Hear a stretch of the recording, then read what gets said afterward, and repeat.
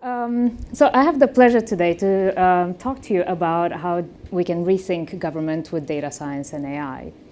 And I believe that there's huge potential to use those technologies to make government better. Now, traditionally, governments are used to using official statistics for their policymaking processes. But they actually sit on a wealth of administrative data that they get from their own interactions with citizens. And if we allow ourselves to dream, what can a government do if it uses this transactional data, you can imagine a future in which education is tailored to the needs of each child, or street crime is reduced, or health care is fit to each patient, or the cost of financial crisis or floods are alleviated, traffic deaths are prevented, and we can intervene early for children at risks. There are tremendous possibilities, but ultimately the end goal is making government more efficient, fair, and responsive. In the UK, we've seen tremendous interest and exponential growth in government's interest in data science and AI. And this is the number of announcements, government announcements in the UK that mention data science and AI. There were only 15 in 2015, and now there are 271 in 2018. It's become a really sort of hot topic. And also, we're seeing strong recognition from ministers of the potential of those technologies for the public sector. So what you're looking at is a quote from the ministerial foreword to a guide for using artificial intelligence in the public sector, which the UK government put out earlier this year. But despite the interest, governments around the world have a history of struggling with technological innovation. Flagship government policies that rely on information technologies regularly flounder. Now, I'll give you a few examples. The Affordable Care Act nearly crumbled in 2017 when healthcare.gov, the website that Americans were supposed to use to register for their healthcare plans, kept crashing. Universal credit, which in the UK is the biggest reform to the welfare system since 1940s, is widely considered to be a disaster for its failure to pay claimants properly. It also wasted £837 million on one component of a digital system that was very swiftly decommissioned. In Australia, My Health Records, a way to put medical records, to digitize medical records, saw 2.5 million people opt out by the end of January 2019 over privacy, security, and efficiency concerns. That's about 1 in 10 people, 1 in 10 eligible people. And we also know that governments will struggle with data science and AI for much of the same reasons that they struggled with earlier technologies. The first is a lack of in-house expertise. And in the UK, government departments are building their own in-house expertise in data science, but it's very limited. Those are sort of the numbers that we got from LinkedIn. But a lot of the government departments who could really use this expertise have only a handful of data scientists around. One of the causes behind the lack of in-house expertise is the fact that the public sector is incapable of attracting talent. It cannot pay the salaries that match the private sector.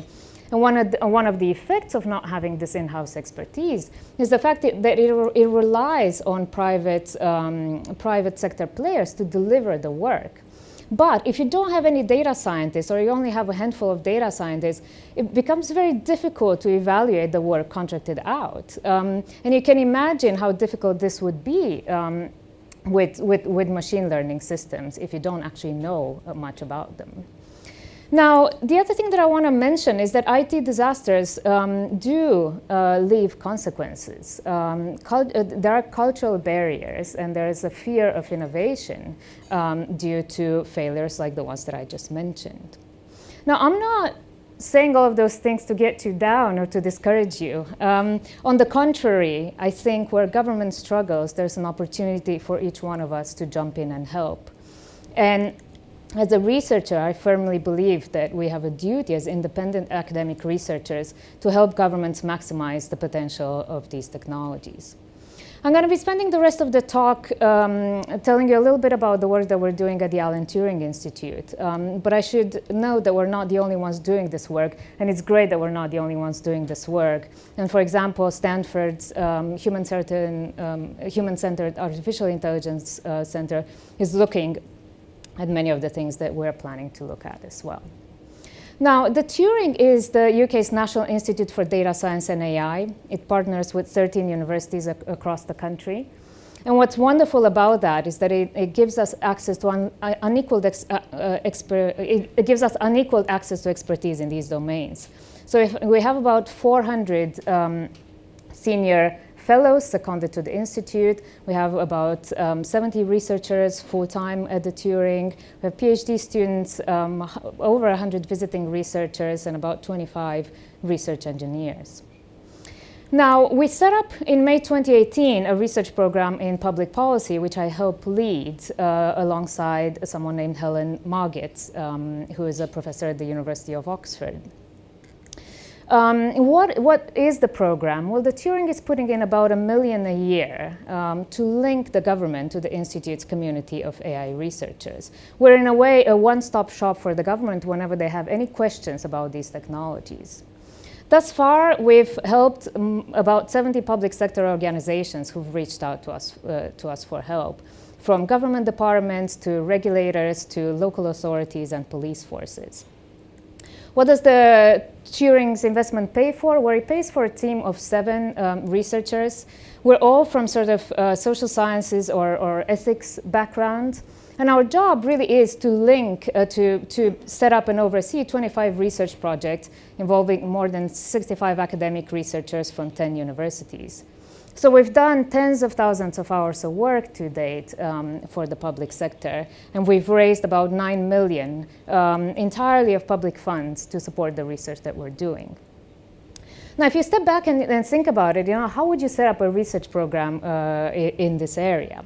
Well, you need to think about what are the ways in which data science and AI can make government better. So, and I would say that those are the primary ways in which they can help.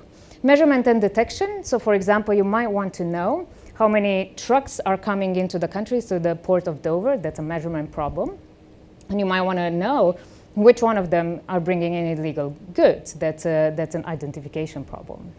Prediction and forecasting. You might also want to know, you might want to forecast the demand for energy in this country. You might also want to predict which individuals are at risk of ending up in fuel poverty. Simulation and evaluation allows you to run scenarios that will see the effects of your policies without actually experimenting in the real world. Personalization would allow you to offer services that are targeted to the individual needs.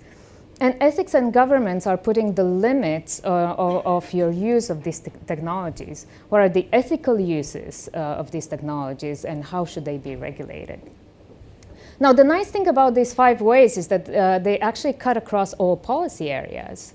So by focusing on one, you have read across various policies.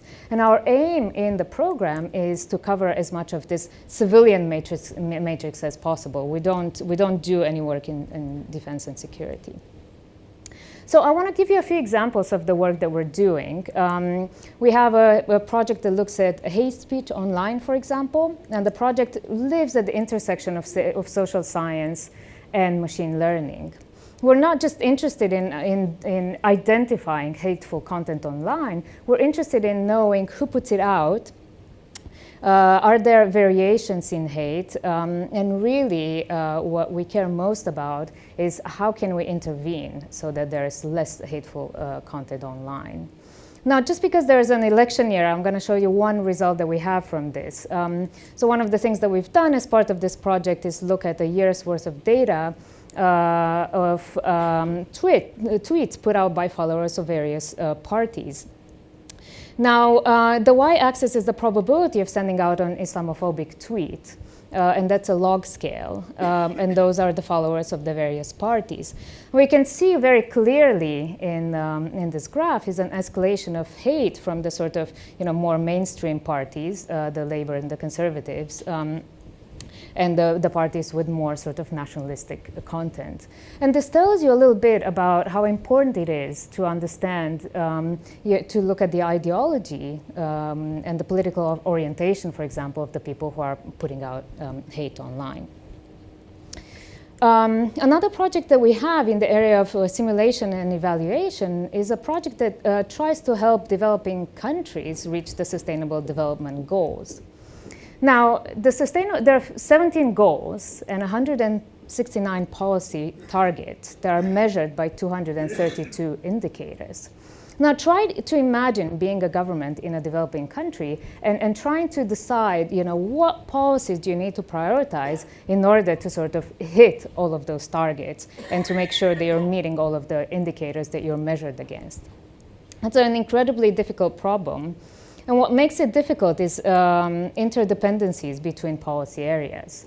So if you're the central government and you decide to invest in education, for example, what you can see is the outcomes. So you can sort of see, has the literacy rate increased or has educational attainment increased? So, your investment does have some contribution, but that's not to say that all of the money that you have invested went towards that contribution. Some of that money might have gone to corruption or inefficiencies. But as a central government, the only thing that you're really noticing is the indicators. Now, what else might influence those indicators? Well, other policy areas. Say the country is making advancements in health, for example. So the kids are performing better in school because they have better health.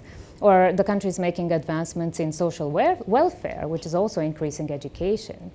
So the point I'm trying to get at is the policies are interlinked. And once you start drawing out all of those lines, you end up with something like this, which makes it incredibly difficult to understand where should you actually be investing the limited money that you have. So we're using an agent computing approach to actually capture this network and the spillovers. And the output that we're getting is a very clear roadmap for the countries as to what policies do they need to prioritize in order to reach the targets that they want to reach. One last thing that I want to tell you about, which is in the area of ethics and governance. Local authorities in the UK, at the end of many years of austerity, are struggling with children's social care. They cannot hire as many social workers that they used to hire. So they've come to us to ask us for help if we can write machine learning systems that would identify children at risk. Now, the question there isn't so much of, can you write this, but should you write this? And the problem, at least within the UK, is that local authorities don't have the expertise needed to evaluate those systems. And so I've had, for example, an IT person from a local authority tell me that he has been tasked with signing a contract for this. And he had absolutely no knowledge of machine learning or children's social care. So what we're trying to do there is at least educate them on what the ethical issues are and also what the technical issues are. And we're going to put out a report very soon about this. But just to give you some flavor, we're used from health to think about treatment plans. This is another area where people are looking at machine learning in children's social care. In health, you have a fairly well-defined outcome for a person. Try to think as to what would that outcome be in children's social care. What is your model going to be optimizing for, and how can you put that in a variable? And those are really sort of complex questions to answer. So we've produced this guidance for the local authorities, and I think also more broadly, and probably one of the things that I'm proudest of that the program has done to date, is to produce guidance on understanding artificial intelligence ethics and safety for the public sector. So we've published this guidance in June of this year together with the UK government's Office for AI and the Government Digital Service. And it's the world's most comprehensive guide to the use, to the safe and ethical use of those technologies in the public sector. If you have time, I would highly encourage you to look at it and to tell us what you think about it. You know, we're sort of pioneers in this field. We've done our best. It's a living document. We're planning on changing it and updating it each year just to make sure that the technical tools that we're recommending stay up to date. But yeah, that's probably what I'm proudest of. And with that, you know, the take-home message for you from my talk really is there is huge potential for these technologies in the public sector. And really, it is up to each one of us to help and to figure out how we can help you know, use those technologies for the public good. And with that, I am done and happy to take any questions that you might have.